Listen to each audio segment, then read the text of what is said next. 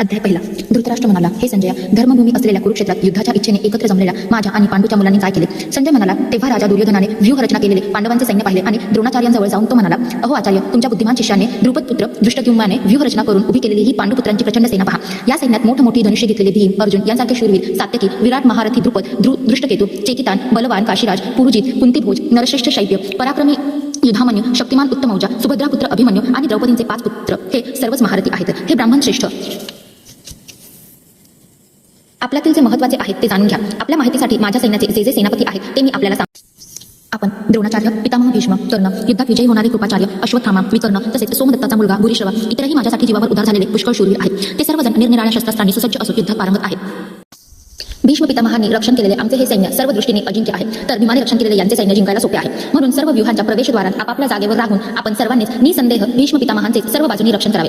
कौरवांतील वृद्ध महापराक्रमी पितामह भीष्मांनी त्या दुर्योधनाच्या अंतकरणात आनंद निर्माण करीत मोठ्याने सिंहासारखी गर्जना करून शंख वाजविला. त्यानंतर शंख, नगारे, ढोल, मृदुंग, शिंगे इत्यादी वाद्ये एकदम वाजू लागली. त्यानंतर पांढरे घोडे जोडलेल्या उत्तम रथात बसलेल्या श्रीकृष्णांनी आणि अर्जुनानेही दिव्य शंख वाजवले. श्रीकृष्णांनी पार्श्वजन्य नावाचा, अर्जुनाने देवदत्त नावाचा आणि भयानक कृत्य करणाऱ्या भीमाने पौंड नावाचा मोठा शंख फुंकला. कुंतीपुत्र राजा युधिष्ठिराने अनंत विजय नावाचा आणि नकुल व सहदेव यांनी सुघोष व मणिपुष्पक नावाचे शंख वाजवले. श्रेष्ठ धनुष्य असलेला काशीराज, महारथी शिखंडी, दृष्टद्युम्न, राजा विराट, अजिंक्य सात्यकी, राजा द्रुपद, द्रौपदीचे 5ही पुत्र, महाभाऊ सुभद्रापुत्र अभिमन्यू या सर्वांनी हे राजा सर्व बाजूंनी वेगवेगळे शंख वाजवले आणि त्या भयानक आवाजाने आकाश व पृथ्वीला दुमून टाकीत कौरवांची अर्थात आपल्या पक्षातील लोकांची छाती दडपून टाकली. अर्जुन म्हणाला, महाराज, त्यानंतर ध्वजावर हनुमान असणाऱ्या अर्जुनाने युद्धाच्या तयारीने उभ्या असलेल्या कौरवांना पाहून शस्त्रांचा वर्षाव होण्याची वेळ आली. तेव्हा धनुष्य उचलून तो ऋषिकेश श्रीकृष्णांना असे म्हणाला, हे अच्युता, माझा रथ दोन्ही सैन्यांच्या मध्यभागी उभा करा. मी रणभूमीवर युद्धाच्या इच्छेने सज्ज झालेल्या या शत्रुपक्षाकडील योद्धांना जोवर नीट पाहून घेईल की मला या युद्धाच्या उद्योगात कोणाकोणाशी लढणे योग्य आहे, तोवर रथ उभा करा.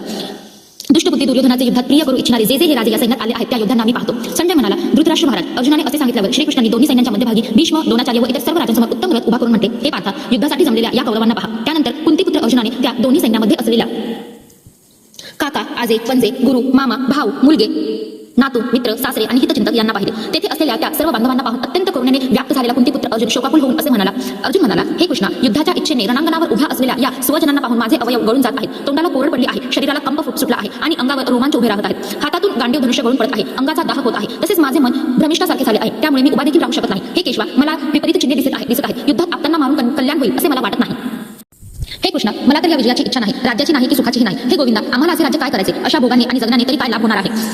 आम्हाला ज्यांच्यासाठी राज्यभोग आणि सुखादी अपेक्षित आहेत तेच हे सर्वजण संपत्तीची आणि जीविताची आशा सोडून युद्धात उभे टाकले आहेत. गुरुजन, काका, मुलगे, आजे, मामा, सासरे, नातू, मेहुणे, त्याचप्रमाणे इतर आप्त आहेत. हे मधुसूदना, हे मला मारण्यास तयार झाले तरी किंवा त्रैलोक्याच्या राज्यासाठीही मी या सर्वांना मारू इच्छित नाही. मग पृथ्वीची काय कथा? हे जनार्दना, धृतराष्ट्राच्या मुलांना मारून आम्हाला कोणते सुख मिळणार? या आतता यांनी मारून आम्हाला पापच लागणार. म्हणूनच हे माधवा, आपल्या बांधवांना, धृतराष्ट्र पुत्रांना आम्ही मारणे योग्य नाही, कारण आपल्याच कुटुंबियांना मारून आम्ही कसे सुखी राहणार?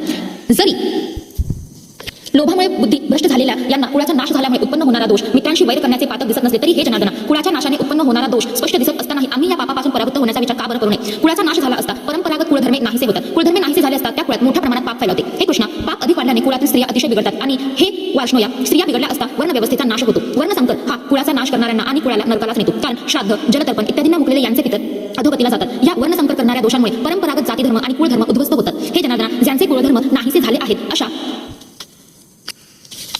माणसांना अनिश्चित काळापर्यंत नरकात पडावे लागते असे आम्ही ऐकत आलो आहोत. अरे रे, किती खेदाची गोष्ट आहे. आम्ही बुद्धिमान असून राज्य आणि सुख यांच्या लोभाने कुटुंबियांना ठार मारायला तयार झालो. हे केवढे मोठे पाप करायला उपयुक्त झालो बरे. जरी शस्त्ररहित व प्रतिकार न करणाऱ्या मला हातात शस्त्र घेतलेल्या धृतपुष्टांनी रणात ठार मारले तरी ते मला अधिक कल्याणकारक ठरेल. संजय म्हणाला, रणांगणावर दुःखाने उद्विग्न मन झालेला अर्जुन एवढे बोलून बाणासह धनुष्य टाकून देऊन रथाच्या मागील भागात जाऊन बसला.